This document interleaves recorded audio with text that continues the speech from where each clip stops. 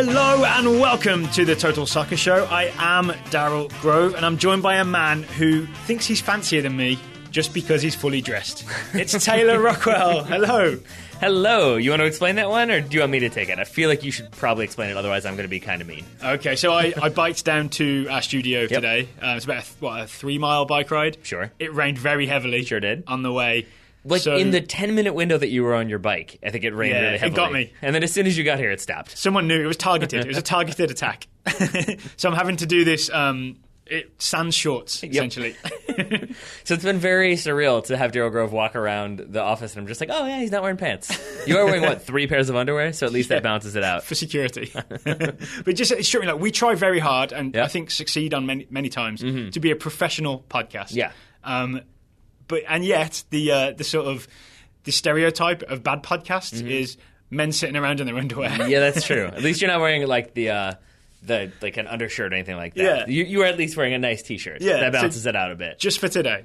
I'm also convinced that there have been shows in which, like the talking heads in SportsCenter or CNN or whatever, when they have their nice suit on and their jacket, they are just wearing boxers underneath. Oh, definitely, because of the heat. I know that definitely happens. Yeah. So maybe you're just trying to be even more of a professional broadcaster. But luckily, we have good things to talk about. We do. USA beat Bolivia 4-0. Goals from Zardes, Christian Pulisic, and strangely, sort of, John Brooks. I thought he only scored at World Cups. Yeah. We are much more optimistic about the Copa America after watching this game, not just because of the result, but because of the performance. Right. And we are sort of going to explain why on this show. We're going to get specific and go through some of the great things we saw and, some of the things that we are concerned about heading into the Colombia game. Right. So let's go goal by goal. Let's start with that first goal from Gyasi Zardes. Okay. So it's a move that comes from a quick pass out wide to Alejandro Bedoya, who lifts it over the top. Mm-hmm. But it's a little more before that. Oh, of course it is. Because even if you go back, I think it's 3 passes that connect 4 players and ends in a goal. Yeah. And it covers a good 60 yards because it starts with John Brooks on his own side of the field. He plays a direct ball low into the feet of Clint Dempsey. Clint Dempsey one time touches it out. I think it's Jeff Cameron, actually. Okay, then it's Jeff Cameron who does that. Yeah, you're right, it is. Jeff Cameron plays it to Clint Dempsey. Clint Dempsey with the one touch into Alejandro Bedoya. Alejandro Bedoya then one touches it over the top, into the path of an on-rushing Gyasi Zardes, who slots it home underneath the arm of the on-rushing keeper. So it's a great finish, but it's great interplay there. And here's what I like the most about this. It looks like we have a system with our 3 forwards, with Dempsey in the middle, Zardes to the right, Bobby Wood to the left. It looks like there's a plan, and that's what we've been asking for all along with the US men's national team, right? The plan seems to be, even though Dempsey is technically the central striker, instead of facing the goal, he turns his back to goal, he comes deep, and he shows for the ball and asks for it to feet, and then Gyasi Zardes or Bobby Wood, or maybe both, run behind him. And that's exactly what happened with this goal. They go into the space that Dempsey has left behind. And there are always going to be reasons for criticism. And I think we had a lot on the last show, and obviously the show about Puerto Rico as well. Yeah. But I think this was the first time in a long time that we have seen the United States look like every player knew the game plan and consistently that there was executed that game plan. Yeah, and that game plan, I know there are some outliers here, but generally speaking, conformed to each player's individual strengths. So in this case, we know Clint Dempsey is more of a support striker than he is that target man, that big forward up top. Yeah, so I was really worried about that, by the way. When I saw the lineup, I thought, oh no, we're going to be aiming balls at Dempsey and just getting him to challenge in the air. And instead, you had him dropping deep and continuously either drawing fouls or picking up the ball and then playing it wide, and then that allowed that space for the other attacking players in the form of Bobby Wood and Gyasi Zardes twice to get in behind and kind of exploit that space. So we're happy with the way Dempsey's being used? Yes. Unlike the game against Ecuador, we're happy with Gyasi Zardes, it seems. He got a second goal later on, doing a very similar thing. But in this case, it was having the intelligence to come sort of off the line and into that space that Dempsey has vacated. Why was he doing it so much better in this game than the game against Ecuador? Because I think in this game, he was tasked with much more attacking responsibility. And I think that's what he does naturally. And so I think if you're going to tell Gyasi Zardes, I want you to do this when we have the ball here, then you're going to make this run. That I think he knows how to do more naturally, more instinctively than he does, how to transition into good defensive shape and know where to cover space so that you're defensively in a good position. So we talked last show about sort of game intelligence, and it seems to me now that our working theory is Gyasi Zardes has good game intelligence attacking-wise, maybe not so great defensively, in that the defensive shape doesn't come naturally to him, even though he's willing to work hard. Maybe, yeah. But I think if you really want to nitpick, you could say that even this run for this goal, he went across the field and then kind of had to come back to get to that ball from Bedoya. Right, that's true. And so it's still not the best run. It's not like Bedoya plays him in stride, and I would say that that's not the fault of Bedoya. It's kind of a weird run that Zardes makes. Yeah. But he has that natural ability to then get the ball under control and to finish calmly. And Isn't that is classic? the striker instinct. Isn't that classic Gyasi Zardes? Yes. It doesn't look quite textbook, right, and yet somehow it works. Right. And I would say remember those 2 assists, one off his back and one off his butt recently? Yeah. Yeah. And I would say actually if you're looking at these goals, the third goal is a better indicator of how he's kind of matured, at least with this U.S. team, from an attacking standpoint. Well, let's save that for the third goal, because we are going in chronological order. The second goal is that man, John Brooks. Full disclosure, we did not watch this game live because we were commentating on the Richmond Kickers game against FC Montreal. Congratulations to FC Montreal, by the way, first win of the season. They're very impressive young men. Young Canadian men playing for that team. All we saw was the score flash up on a phone. And we saw John Brooks, and we both said, set piece, header.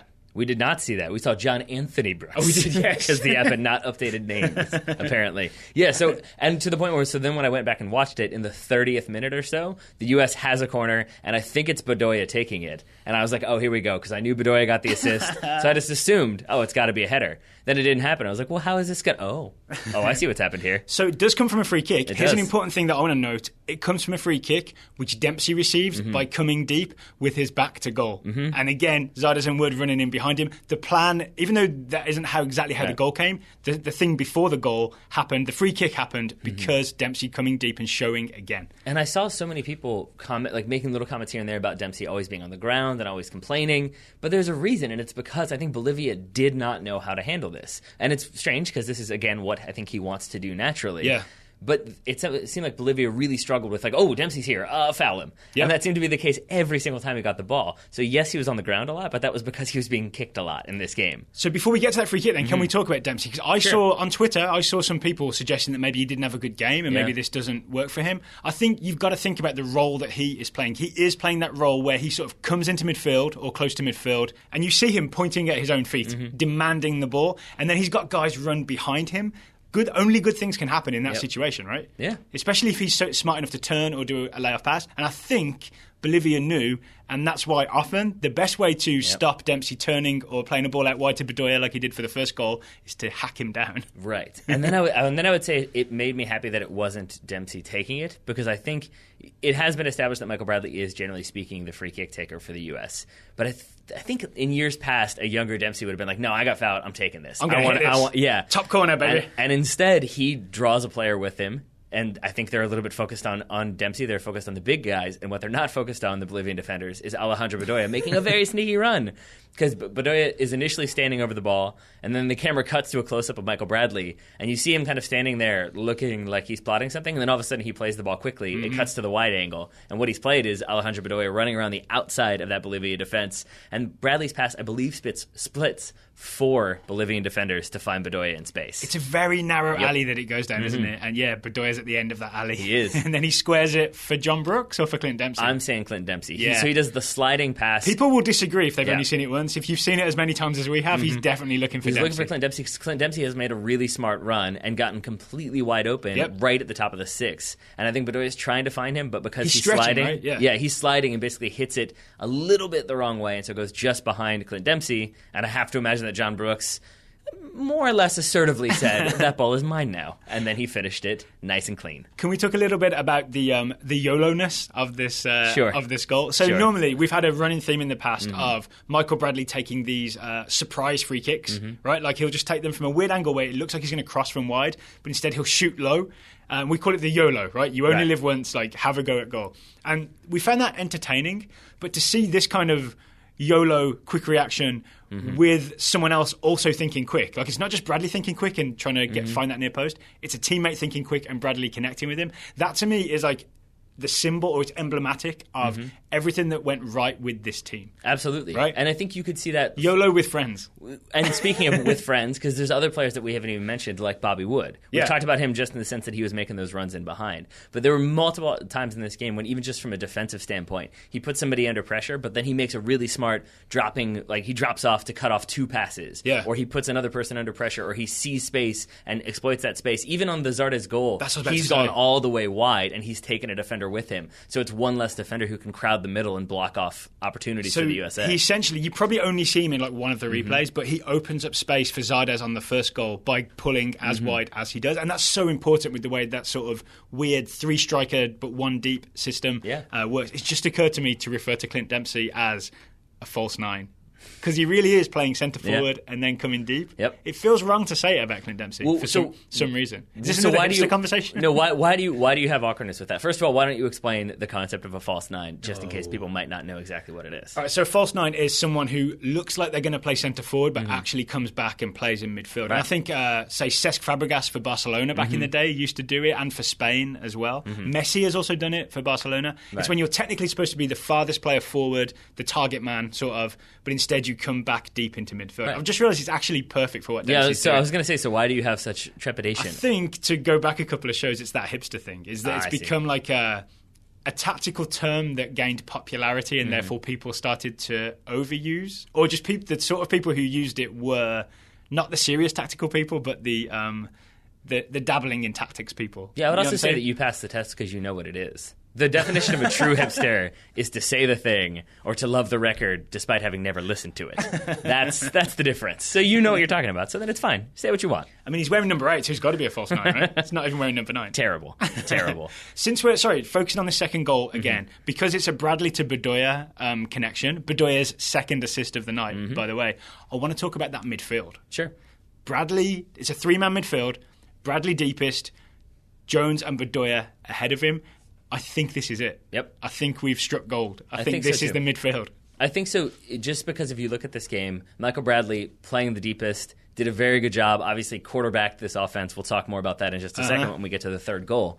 So you have that aspect. You have Alejandro Bedoya, as you said, getting those assists. I think Matt Doyle called him like the best sidekick you can have on the field. Like, he's always going to do that little bit of work, be the one in that 1-2. Yeah, he'll be there to drop off and be the support player. And then you've got Jermaine Jones essentially freed up to do Jermaine Jones things, to run around, to tell people where they need to be, to instruct people to break down defenses, to chase people down. He can do everything. And so I think that 3-man midfield, given the way they played last night, that is the ideal combination. And then you have Darlington Nagbe as that kind of impact player coming in the second half, or maybe deputizing if somebody gets injured. So, you've heard me talk on the last few shows about how I really wanted Nagbe to start. My squeal when he scored was because I thought it would finally see him crack the starting lineup. Yep. Watching Bradley, Jones, Bedoya in this game made me feel like I'm happy with this starting midfield, and I'm even happier that you've got someone like Darlington Nagbe to come in and like take us up a gear, switch the game up, just to be something positive coming into a game. For me right now, that's good enough, because there's not someone who's not as good. Like, if it was Mix Discaroo struggling out there and Nagbe was on the bench, I would be tearing my hair out, screaming at the TV. Nagbe doesn't have to start just because he is the most popular sort of, well, probably second most after Pulisic. We'll talk about that later. Yep. He doesn't have to start just because he's the hot thing right now. Right. But he's probably going to play a big part in the Hex, probably World Cup 2018 when maybe Jones or someone gets older. It's okay for him to start on the bench now. He's involved enough when everyone else is functioning. Right, but he's also going to absolutely figure in this tournament because... because he probably will start a game. Yeah, or at the very least in the second half of games when the United States are either chasing a goal or trying to kill a game off and not mess up too badly. You bring him in to settle things down. How many times do we see him have 2 players in front of him, turn, evade that pressure, play the simple ball, but then move and create more space, or turn and go at people? Like, I just think Nagbe and Pulisic as well tend to make the right decisions. They're very intelligent players, and they know what they're doing, and I think that's a very important element to have when you're looking for substitutions in the second half. All right, and we'll talk more about Nagbe and Pulisic later. Should we move to the third goal? Goal the third. In the second half, it's the second goal for Gyasi Zardes. The immediate assist is from Bobby Wood taking a long ball, a long direct diagonal ball from Michael Bradley on his chest, using his pace to get around the outside and then squaring it across the face of goal for Zardes. But there's quite a lot going on in this goal. There is, because it's a long kind of passing move sequence that starts basically with Gyasi Zardes played into the corner. And one thing that the Fox Sports commentators were praising is that Gyasi Zardes, rather than trying to take on the two defenders, cuts it back and finds Michael Bradley. They move the ball around, and then Bradley plays that ball to Wood. That definitely deserves praise. But the reason why I talked about this goal at the beginning of the show is because of what Zardes does after he plays that ball back. I think a Gyasi Zardes in other games, when maybe he's not so comfortable, stays where he is or pushes wide and kind of watches the ball and doesn't really do much else. Zardes, in this situation, when that ball goes into Bobby Wood, he has already made a really smart run to get around his marker, who has not done anything to mark Zardes. He is ball watching. And I think in the past, Zardes would be too. I think it was number 3, who I think is Gutierrez. It was definitely number 3. Can't say anything about the name. But so Zardes gets around him, and so by the time Wood has settled that ball and is looking to pass, Zardes is already on his horse and can then make a smart run. He doesn't have to make a run to try to get around the back of the player. He doesn't have to sprint to try to get in front. He's already in front. Can we talk about how sneaky that run was? It's such a smart run. I would encourage anyone listening to this show, if you've only seen that goal once, go back, watch the replay where it shows you the whole picture so you can see what Zardes is doing. I think it's the second or third replay. And he does sort of like almost tiptoe behind the guy. Doesn't want Gutierrez, I think it's Gutierrez, number 3, to know that he's there. And then you can see him stays directly behind him, so it's almost like his shadow, so he can't see him over his shoulder. He's in the blind spot. You know, like trucks say they have a blind spot, and if you go directly behind them, you're in trouble. And then he just accelerates up the inside lane around him, and there's no way that Gutierrez can react in time or catch him. Right, but again, the thing that I think is so important about that move is that if he doesn't do that, he has to do whatever he can to get to that ball because he's in front of the player. It's like a physical battle then, right? Yeah. All he has to do is adjust his run accordingly, and either he's going to score or he's going to get fouled from behind. It's going to be a penalty. Right. Because he's made that initial run. It's why you do the hard work, the smart work early to set yourself up to do the easy, good work later. And that's what Gyasi Zardes did in this play. But then it's also... Well, that's a philosophy for life. Yeah, do the hard work early. Yeah. But then it's also a great settle on the chest from Bobby Wood, but it's a great ball over the top from Michael Bradley. It's Michael Bradley quarterbacking from deep, which is something that we both really wanted to see and clearly worked in this game. And so I feel like having Bradley as that deep midfielder means that when Zardes, for example, when he has that initial possession on the right, when he turns around and looks, he knows that he's got someone who the team trusts with the ball. And Bradley, even though he's deep, he's far enough forward. When that ball goes back, Bradley's not all the way back in the defence. He's still well over the halfway line. So he can receive it and look up, and he's got all these options. Yeah. So it's great. So it's like an extra attacking option because it gives the attack one more layer of depth, right? Because it's not like, say, if that's like Ventura Alvarado receiving that ball, no one's as confident, right? Yeah, absolutely. And then one of the things that I think to look for in the tournament, a pattern of play that we noticed was Bradley receiving the ball centrally and looking mostly to Bobby Wood and clipping one of those diagonal bendy balls for Wood to run outside and then cut inside with. It's a thing we're definitely going to try. Yeah. That's something we're going to try. But the other little things that I was impressed by was the quick one-touch passing. And it wasn't even like one-touch passing to get out of pressure. It was I think it was after Brad Guzan saves a shot. The ball goes to Bradley. Bradley plays it to Bedoya. Bedoya has his back to the field. And I think it's easily Bedoya could have turned, taken his time and dribbled. He wasn't under pressure. But the ball comes to him, and instead he just passes it right back to Bradley. Then he opens up, and then Bradley can continue on his run. Barcelona-ish? Yeah. Just the way that the ball does the work in terms of the movement instead of the man. Yeah. Exactly. And so it was that sequence that made me happy. And then it was other little sequences, especially from a defensive standpoint, that made me happy because you're talking about the fourth goal at that point. And it is the way the United States go about getting that fourth goal is by being in sound defensive positioning. So, we've got to talk about this fourth goal. All the focus is on the fact that it's Christian Pulisic, right? He's 17 years old. He's the youngest scorer in the modern era for the US men's national team. Yep. Apologies to Juan Agudelo, but he had a good run there. And John Stones was holding that little fact in. John Strong, excuse me. John Stones was holding lots of other things in, or trying to. John Strong was holding that little bit of trivia in, and as soon as he scored... it's good trivia. I'd have that on my stat sheet. But there's obviously the great work from Darlington Nagbe to get the ball to Pulisic. I think maybe we'll talk more in detail about that in a second, because I love to squeal praise for Darlington Nagbe. Some people, including Stuart Holden, noted the very nice sort of reaching slide tackle from Jermaine Jones that wins the ball back to start the possession. But Taylor Rockwell, the fully dressed Taylor Rockwell, noticed what appears to be a kind of weird defensive pressure game plan, which is how all of that comes about. Isn't that right? It is. It may have existed in the first half, and I just didn't notice it, but I saw it multiple times in the second half, and especially about 1 or 2 seconds before Jermaine Jones goes to challenge and win that ball, which is how the counterattack starts.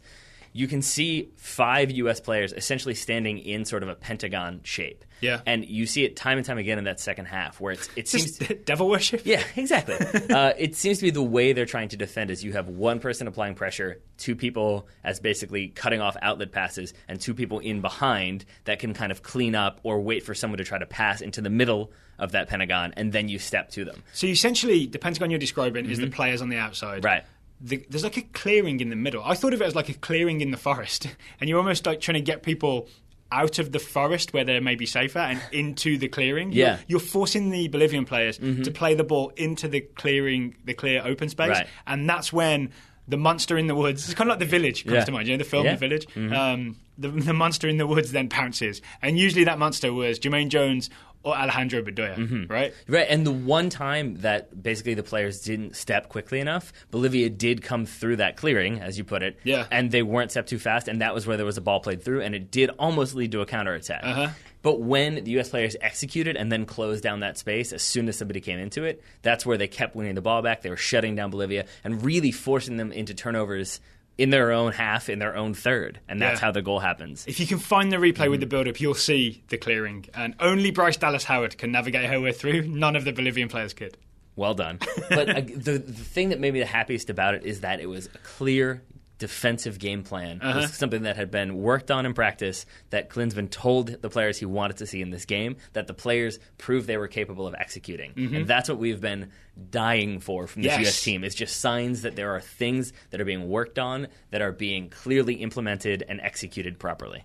And speaking of which, once that ball is tackled by Jones, it's received by Darlington Nagbe. He does an amazing job, when you watch the replay of this, of evading the pressure of that first defender. He creates just a little bit of separation.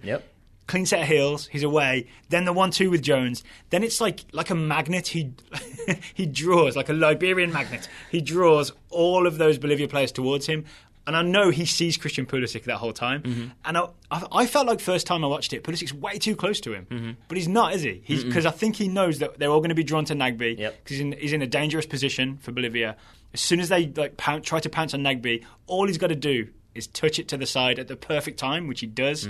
And Pulisic's there for a one-time finish. A one-time in-step finish to the near post. Such a calm finish from a 17-year-old. And, you know, a first goal ever for the U.S. national team for Christian Pulisic. You were talking to me off air about how you think it's like an overawing thing for a 17-year-old to play for the U.S. national team. But this is probably one of the smaller crowds he's played in front of. Absolutely. And the least... least meaningful games, just in that it's an international friendly and not, say, a Bundesliga game, right? He's used to the yellow wall. Yeah, I mean, so it must be a very exciting experience, but I imagine, on the other hand, like, you know, I guess I've had those situations when you have, like, the freshmen coming in who don't know, and it's like, oh, your first home game, you better get up for it, it's going to be crazy, and they've not experienced it. And in this situation, like, Pulisic was the freshman, but it would be as though the freshmen were actually a transfer from a D1 school where they get 80,000 people to every single game. And so it's like, oh, are you ready for this? It's like, am I ready for these 8,000 people when we're up 3-0? Yeah, I'm going to be all right. Ohio State? Is that where you would have come from? Yeah, exactly. and so that's what it seemed like, and that's maybe why he is so calm and collected on the ball. Obviously, he's a very good technical player who's been in high-pressure situations before, but I also wonder if it isn't that much of an event for him. It's obviously very exciting to score for the USA, but it's not this, like, I can't believe I finally made it to this level. It's sort of like, this about makes sense. This is where I belong.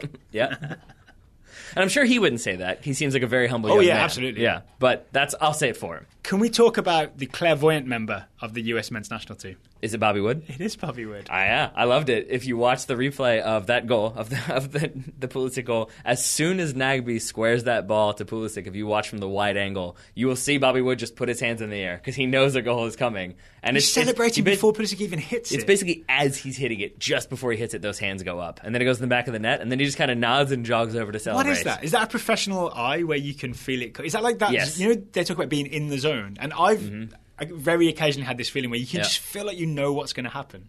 Yeah. You know what I mean? Yeah. On the field. It's like when halfway through the corner being delivered, you're like, ooh, this feels like a goal. Like, it's just, I don't know what it is. But yeah, I think it was one of those moments where Bobby Wood, either he just knows Christian Pulisic is probably going to finish calmly.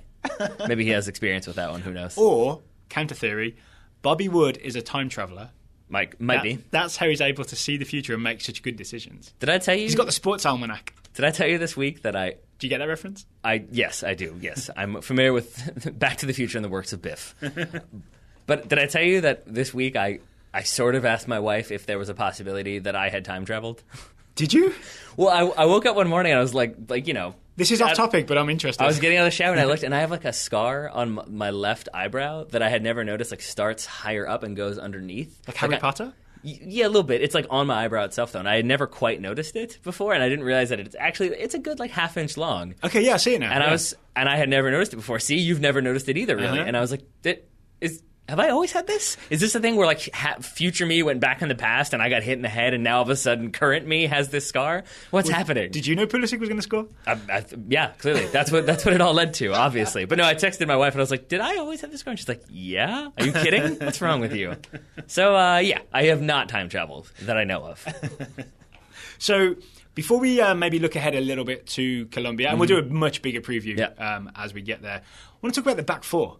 Okay. So, I was kind of happy when I saw the midfield three and the front three, because, I'd been calling for the Wood, Dempsey, Zardes thing for a while. I was very surprised to see two fullbacks who were actually centre-backs. So it was Michael Orozco and Matt Beasler were our right-back and left-back to start this game. Now, Yedlin and Johnson came in at half-time. I'm wondering, one, why did we start like that? And two, does it mean that this is something we're considering doing full-time? Or occasionally? No, is my answer.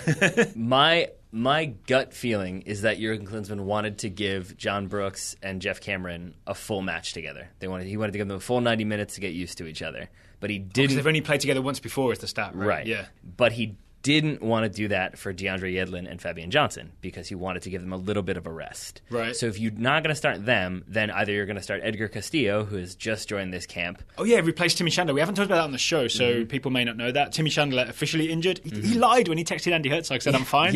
He lied. Yeah.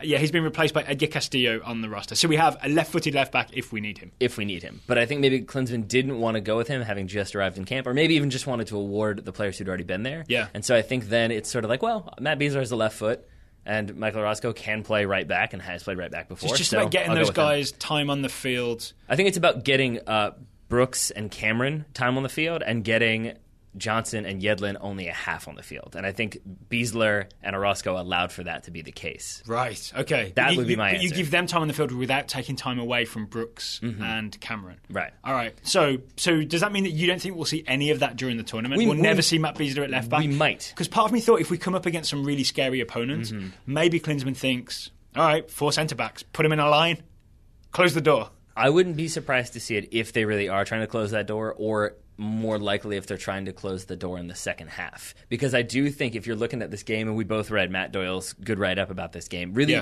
the one kind of area of concern remains outside back with this lineup, I'd say. Just defensively. Just because both Yedlin and Fabian Johnson seem like they like to get forward, seem like they want to be involved in the attack. And if you're doing this system, you need to have at least one of them stay back to cover...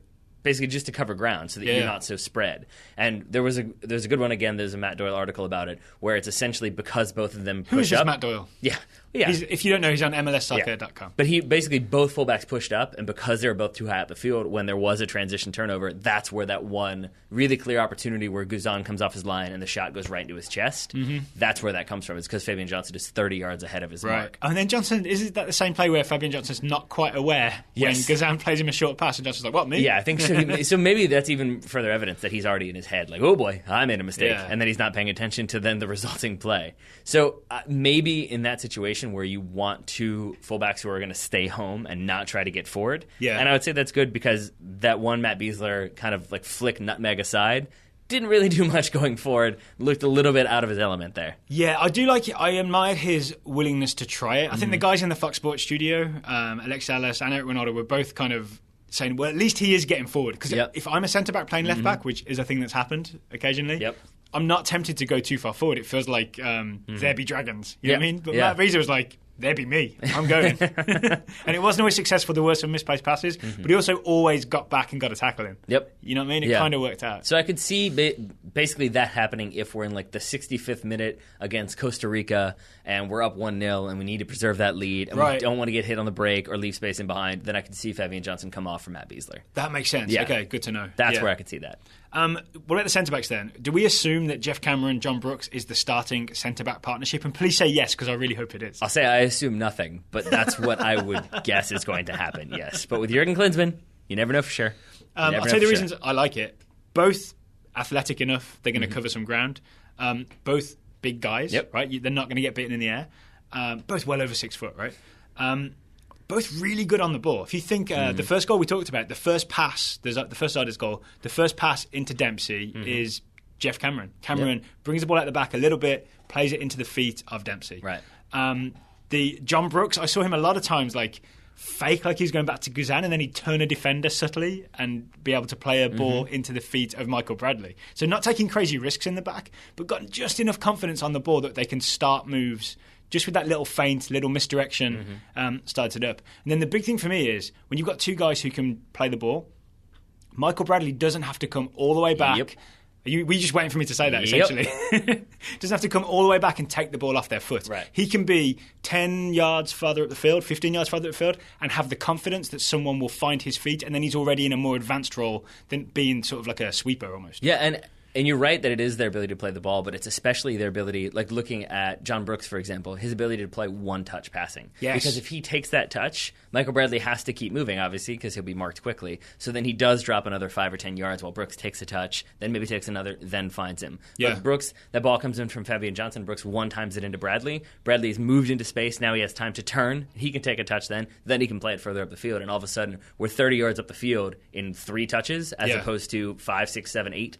And then the U.S. is off to the races. All right, so here's where I pull the brake on the positivity, at least for a second, and just remind ourselves that we were playing against Bolivia.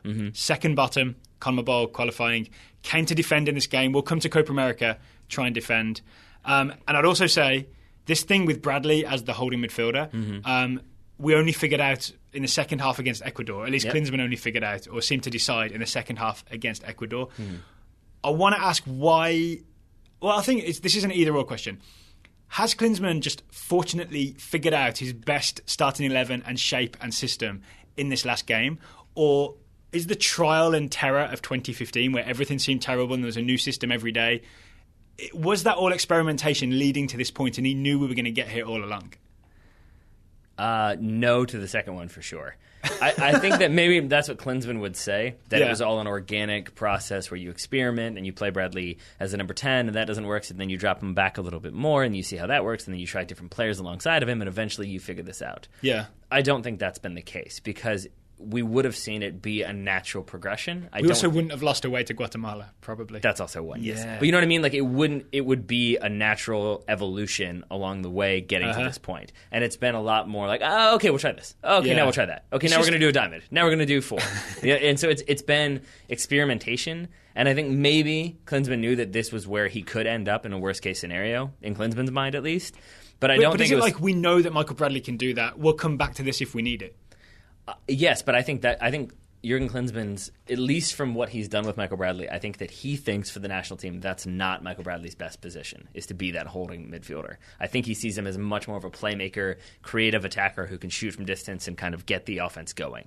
And I think he also maybe likes the idea of pairing Bradley and Jones as more attack-minded midfielders, and that then having that one defensive shield in the form of, say, Kyle Beckerman, do that defensive work. Has Alejandro Bedoya solved this problem? Is that what's happened?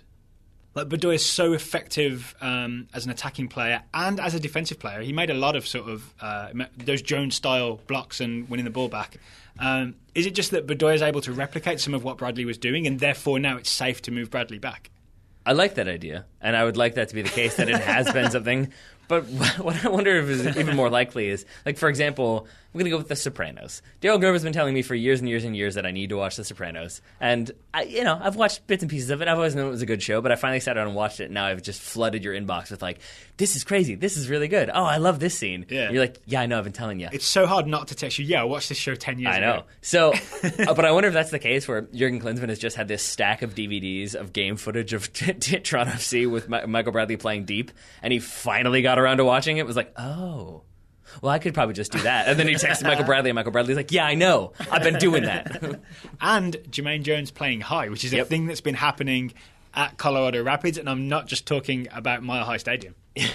Yes. Which actually isn't where they play. But I'm not talking about altitude. Mm-hmm. Yeah. So or legal marijuana in the state of Colorado. Yeah. Just going down that rabbit hole, huh? But is it a thing where, like, MLS has fixed the US national team in this case? Because Bradley has played that dedicated, well, not always, but a more defensive role, a deeper role for Toronto. And Jermaine Jones has played a higher role with Colorado. And then Klinsmann's just been like, oh, that works. Yeah, sure. Let's go with that.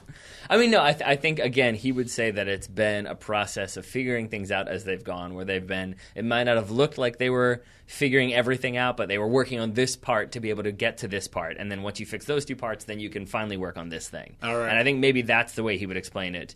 Slowly culminating in, okay, well, yeah, we play Michael Bradley here. Now we have defensive cover, but we have that long ball threat. But we still have attacking freedom in the form of Jermaine Jones. But we still have the workman-like, solid performance of Alejandro Bedoya, who won't be playing defensive midfield. I guess here's what we can say. However it's come about, by design or by accident, we have ended up with a US men's national team that has a shape, a system, and a fairly obvious starting 11 with maybe a couple of pieces to argue about, and some exciting subs to come off the bench. And we've discovered that, again, by design or by accident, the game before the tournament we're hosting and the big game against Colombia. And suddenly, I'm excited. Did I tell you about the text I got from Patrick Kennedy?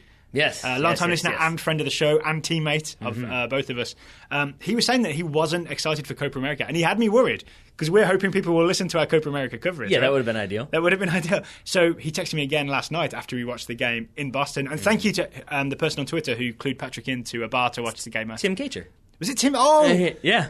Thank you, Tim Kacher. Is that really what happened? Yeah. Oh, brilliant. Yeah. Hello, Tim, if you're watching. Did you not notice how he began the tweet with, "Hi, Patrick"? Well, I was focusing on the... they know each other. I was focusing on the kickers game. I see. Yeah. Okay, that makes sense. So anyway, Patrick texted me afterwards to say, I'm excited about this tournament. Yeah. And that chimed in with my feelings. Yeah, absolutely. Matched my feelings and made me feel happy that people will be excited for this US team. Yes, so let's hope people are ready to tune in on Friday for USA Colombia. Yes, Copa America begins. So, Daryl Grove, there's reason for optimism. I think we would both agree. I think I texted you that at halftime. I was like, this lineup, oh boy.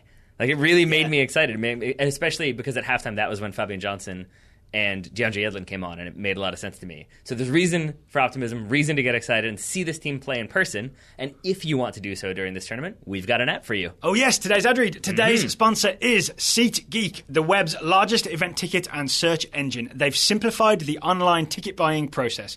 Other sites not only make it complicated, they also make it more expensive by adding sneaky surprise fees at checkout. SeatGeek has solved both problems. Indeed. My wife and I recently bought tickets to a Nathaniel Rateliff concert. If you haven't seen him live, you should. I don't know who he is. Who he? He has the Son of a Bee song to slim it down a little bit, but he's a very good like neo-soul from, I think, Tennessee kind of rocker. All right. So very good live shows.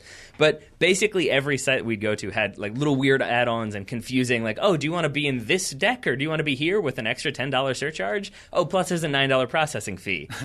Not SeatGeek. The price was the price. SeatGeek shows you the full ticket price from start to finish and never surprises you with huge fees at checkout. So if you're even considering going to a Copa America game this summer, then you should download the SeatGeek app. It will tell you where the games are and how much the tickets are going to be. It allows you to make an informed decision without having to research multiple sites and click through a bunch of windows to finally arrive at your total price. That's what you have to do with some sites where it's like, yes, I want to be here. Yes, I want that. No, I don't want that. Yes, I want to print at home. Finally, after 9 different windows, it's like, wait, hold on. The ticket was $20, but now I'm paying $300. With SeatGeek, it's all available up front. You know the price when you know the price. And TSS listeners, first-time users of SeatGeek can get some money off. Our listeners get a $20 rebate off their first SeatGeek purchase. Just download the free SeatGeek app. That is spelled SeatGeek. K. We had a couple of questions about that. I think maybe I've been saying it too fast. Enter the promo code TSS, which stands for Total Soccer Show, TSS, in the settings tab. SeatGeek will send you $20 after you've made your first ticket purchase. So download the free SeatGeek app and enter the promo code TSS today. Or tomorrow. Or, if you're patient enough, next year's Champions League final. Because this year's Champions League final has already happened. Certainly has. It was in Milan. It finished 1-1 after 90 minutes. 1-1 after one of the dullest extra times I've seen for a good long while. And then Real Madrid took it 5-4 on penalty kicks. That man, Cristiano Ronaldo, scored the winner and took his shirt off. And that means they won 6-5 total, right? I don't know. Do you do that? Do you do it that way? Do you add it up? No, you don't. But I've seen a few different newspapers with that. Like, people have retweeted saying, like, that's not how this works. Because it was like Real Madrid defeat Atletico Madrid 6-5, which would have been the most exciting Champions League final ever. That's like a 1950s final. Yeah. Not so much in this game. So, was it Madrid 7-3 over Eintracht Frankfurt one of the days? I will take your word for it. We have a working theory of this game. We do. Which is... It's called Taylor's shower theory, which is when I come up with most of my theories. And if I was to put a better name on it, I would call it the somehow Zinedine Zidane out-tacticked Diego Simeone. Well, I think the main way he was able to do so was by not taking the bait. So I talked about it in the lead up to this game that Simeone had himself acknowledged that one of the ways that Atletico defeated Real Madrid at the Bernabeu in La Liga in the regular season, February 27th, was that Real were very aggressive in that game, and Atletico wanted them to be aggressive so that they could then react to that and kind of hit on the counter. Antoine Griezmann and all that pace. And so he said, I expect that because of that game, he'll be more conservative, he'll be a little bit more defensive. And I do wonder if there was an element there where he was trying to goad Zidane or maybe Florentino Perez into making Zidane be like, no, you don't take that. You go at them. You score early. You score often. Yeah, we gave you a Bale. We gave you a Ronaldo. Go get him. But we gave other guys that. But then you kind of came in and inherited them.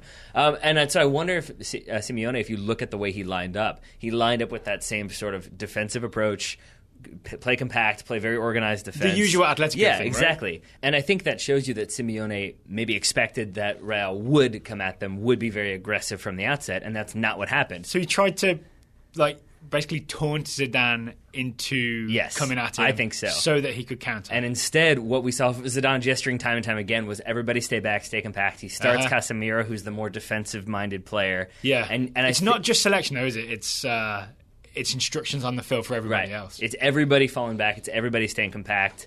And essentially, even the times that they would break, it was only a few players breaking forward, never really abandoning their positions. Because we saw one play in particular where it was like Ronaldo would usually turn and go at players. And instead, he drops it off and then kind of goes back to where he's supposed to be.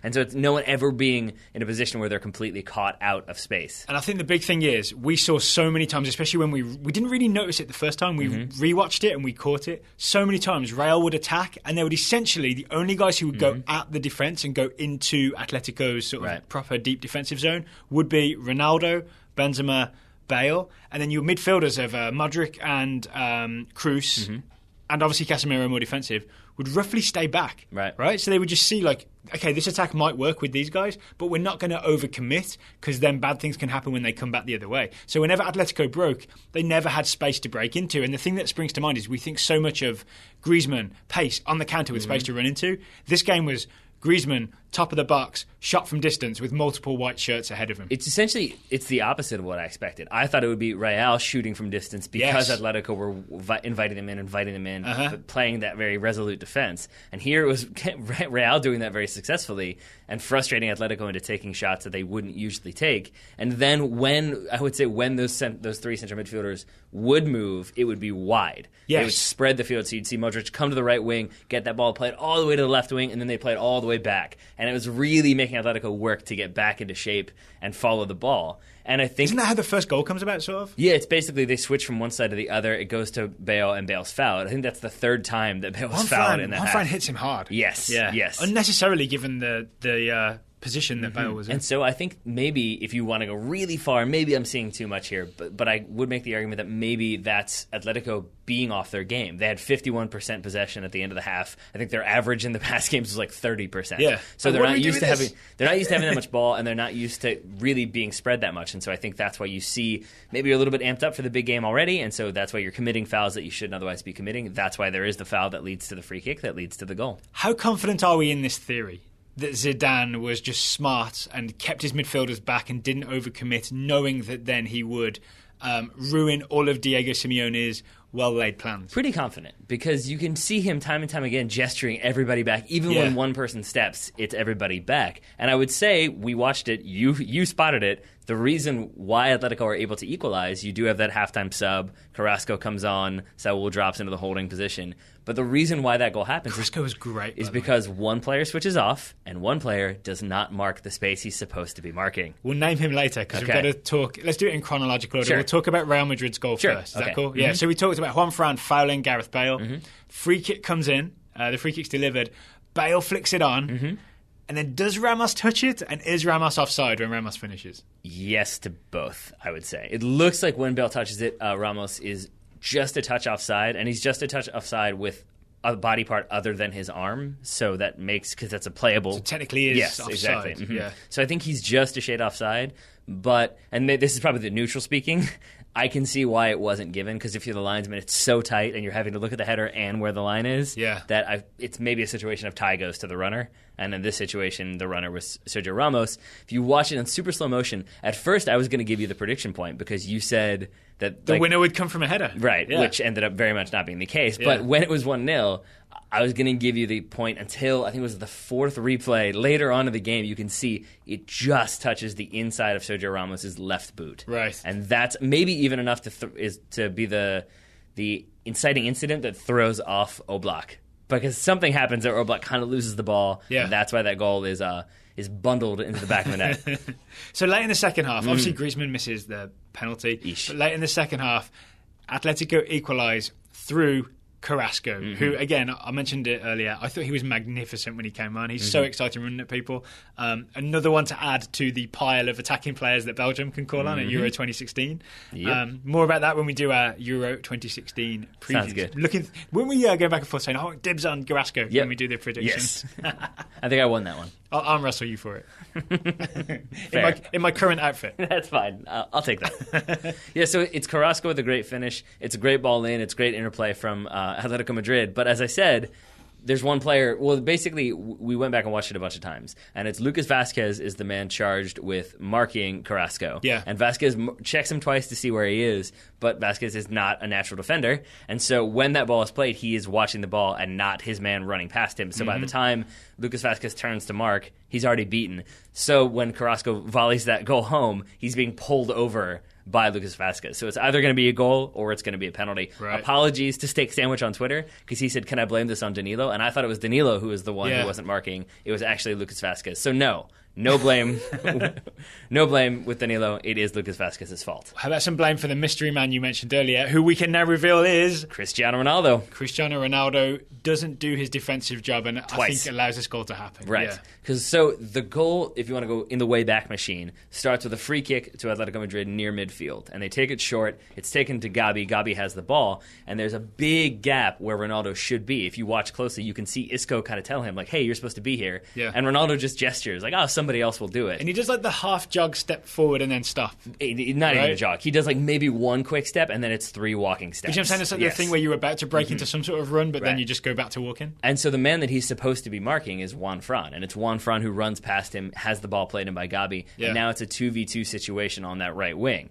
Which, again, that's maybe not Ronaldo's fault. It's a 2v2 situation. Because Isco's come across, right? Right. But what is absolutely his fault is that Gabi, the man who played that crossfield ball, continues that run, follows that ball, and goes into space. And he gets the ball dropped back to him. He chips it over the top for, I believe, Juan Fran to deliver that cross. And Ronaldo is standing / sort of walking when he should be marking Gabi. And he does that half step towards him as well when Gabi receives the ball, but it's too late. Gabi's gone. And there's a hole that Gabi can walk into because Isco would have been there, but he was doing Ronaldo's other job out on the wing. And now, in Ronaldo's defence, he had just been on a big old run. This was wasn't this after the couple of shots at goal? Yes, exactly. I think Oblak's Bale dribbles through. I think it's maybe it's Lucas Vazquez who gets the shot. I'm not sure who. And then it's a follow-up shot, and then, it ends up going back, and then there's the foul. And so he's maybe tired, and he's maybe saving his energy for use it for attacking. Right. Maybe he's saving it to use for penalty kicks later. But he certainly did not help his team on this goal. And if they'd ended up losing on penalty kicks, you could maybe start blaming Ronaldo for this breakdown. I think somebody would if they went back and watched. But there's two things here. Number one, this goes back to an earlier conversation. Do the hard work early. If Ronaldo does do that 15-yard sprint back and then turns, now he doesn't have to run anymore. He can stand as much as he wants, but he's marking the space that he needs to be marking. Yeah. And he then wouldn't have to play another 30 minutes of extra time. Exactly. But the second point is this goes to why I think that we are correct in our kind of understanding of the way this game went, that I think the fact that Atletico's goal and their best chance aside from that penalty comes from the one time that Real didn't get back and cover their spaces. To me, it says that that was something they were actively trying to do, and the one time they didn't, they got punished for it. Absolutely. So the game goes to penalty kicks. It does. It finished 5-4 on spot kicks. It's good penalty taking. And it's unless you're Juan Fran. Yes, unless you're Juan Fran. It actually wasn't a terrible penalty, but it hit the post, sort of going in. Gives Ronaldo the chance to step up and score, and he's the hero of the night. He is. And it took him less than 1 millisecond to get that shirt off. Just popped that sucker off right away, didn't he? I mean, I don't blame him. Yeah. You've got to celebrate. I suppose. So there you go. Congratulations to Real Madrid for undecimo, I believe it's called. Indeed. And I'm going to say maybe a little bit, and like I was watching with my family at this point because I had to run. So I left at the start of the second overtime, made it in time for the penalties. And my family were wondering, why is Ronaldo celebrating so much? Like, why is he so excited? And obviously he's just won the Champions League. Scored it's a big the winning deal. goal.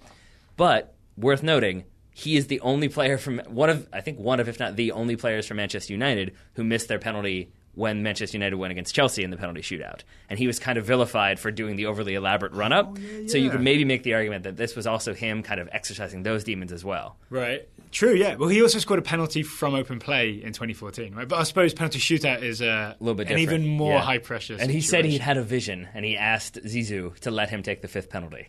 So maybe it was destined to be. I will say huge credit to Ronaldo, because it is a huge thing to be the fifth penalty taker, because you know it can come down to you. Yep. Right? Even if you're the third guy and you miss, you know there's someone could make it up for you, or someone else could miss as well, and you could lose because of that. It's a lot of responsibility. Yeah. So any of the flack that goes Ronaldo's way, including what we just said defensively, because he really did not do his job. He was the man who was brave enough to put himself front and centre, ready to take that all-important kick. Yeah. So I think credit to Ronaldo, and then credit to Zinedine Zidane and Real Madrid, because this is an Atletico side that took down Barcelona, took down Bayern Munich, and took them down by playing smarter soccer and by out-tacticing them, to use that term again. We know that's not a real word, by the way. Right. It's a Sam Allardyce quote that we're going with. By the way, if you haven't seen the video of Sam Allardyce dancing to Rihanna, you should go find that, because it's beautiful and glorious. This exists? Oh, it sure does. I think he's either at a wedding or just some like luxury vacation, and it's him fist pumping in full suit to Rihanna, "We Found Love." Can we put that in the show notes? Put a link in the show notes. We can try to find it, sure. But yeah, so I think it's credit to Zinedine Zidane, because we said before this game that it would be a test. We would find out how good of a manager he was from a tactical standpoint. I think we have our answer. Very good manager. It was, but I was thinking of it in terms of like in-game changes like Simeone did against Bayern, where it's like you change the shape and you do this and then you overload this side and you create this. But it's more just a general approach of, okay, midfielders, hold it down. Attackers, do your thing. Never overcommit. Never get caught on the counter. And then we'll catch them when we can. There it is. So congratulations to Madrid. I saw a thing on Twitter where that Zinedine Zidane is the only man on earth who has won the Champions League as a player, an assistant coach, I saw that too, and a coach. That is a career progression. Yeah, and next step, club president. Congratulations to Rafa Benitez, who will probably get a Champions League winners medal because he did coach them through part of the group stage. Really? But also, I think has to be the first manager ever to win the Champions League and get relegated with a different team in the same season. It's a special type of achievement for Rafa. Speaking of achievements, there was a smaller European final in Germany. Sorry, not continent wide. Yeah. We heard from Kevin Renshaw. We did. Scouting Yanni Serra. Yanni Serra's Borussia Dortmund U19 squad, which also features Felix Passlack and Christian Pulisic, when he's not scoring goals for the national team, defeated Hoffenheim 5-3 to claim the U19 championship. Yanni Serra scored 2 goals, so thank you to Kevin Renshaw for letting us know, and congratulations to Borussia Dortmund's U19 squad. Yeah, that's 2 more medals to the Total Soccer Show Scouting Network. We should start adding up the medals that are accrued by players in that network. There are many, I think. But thanks to Kevin Renshaw for letting us know. All right, Taylor, we are coming towards the end of today's show. Just want to remind listeners that coming up very soon, we will have a USA-Colombia preview. We're going to go in depth about how we think the US should line up against Colombia, what to expect from Colombia, what they could do, how they could hurt us, all that good stuff. That should be out by, I want to say, Wednesday latest, because the game is Friday, June 3rd, USA-Colombia, opening game of Copa America Centenario. And if that was the only thing happening this summer, I'd be excited. Yep. But we've also got Euro 2016, which means this coming week we'll be publishing our Euro 2016 group previews, starting very soon with Group A, featuring the hosts, France. You can hear the excitement in my voice. Yes, I can. Is it because your England team is doing things and it looks very young and exciting all of a sudden? I'm holding it back because I can't wait to talk about England. It's the first time I've been super excited about them. Listeners, in case you're wondering, earlier in the show, Daryl Grove already said, guess what Wayne Rooney is going to be doing on July 11th? And then July 10th. July 10th, excuse me, and then held up a cup, indicating that he expects England to win the Euros. So there we are. It was a Just Coffee cup. Maybe it just means that Wayne Rooney will be drinking Just Coffee. That could also be. Less likely, but possible. It is good coffee, after all. All right, listeners, thank you, Taylor Rockwell, for taking the time to talk to me about USA Bolivia today. Daryl Grove, thank you for taking the time to talk to me about USA Bolivia and the Champions League today. Listeners, thank you for listening. We always appreciate it. If you have a friend who may be interested in some Copa America talk this summer or some Euro talk, please share the show with them. You can send them to totalsoccershow.com, where you'll have a play button where you can click and get a little sample of TSS. There we go. Until, Tuesday, when we'll put out our first Euro Group A preview, it is goodbye from him and it's goodbye from me.